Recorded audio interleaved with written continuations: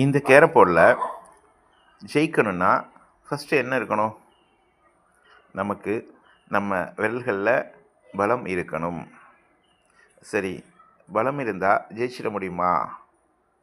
உடம்புல பலம் இருந்தால் மட்டும் எதிலையும் ஜெயிச்சிட முடியாது. கூடவே புத்திசாலித்தனமும் வேணும். புத்தி கூர்மை வேணும்.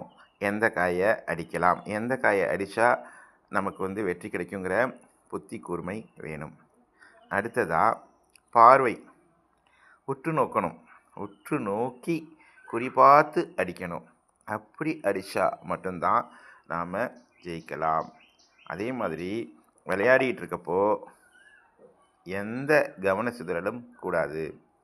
கவனம் சிதறினா எதிராளி ஜெயிச்சிடுவாங்க.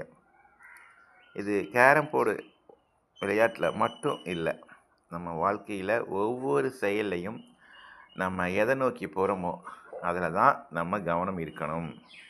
புத்தியை பயன்படுத்தணும்.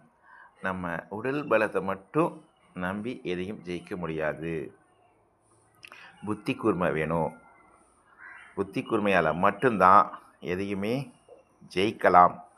இதை இப்படி பண்ணணும், இதை இப்படி செய்தால் நமக்கு வெற்றி கிடைக்குங்கிற அடிப்படை அறிவு நமக்கு தேவை.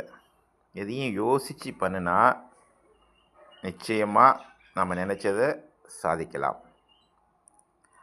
உங்களுக்கு கண்டிப்பாக இது பிடிக்கும்னு நினைக்கிறேன். சப்ஸ்கிரைப் பண்ணுங்கள் சார்.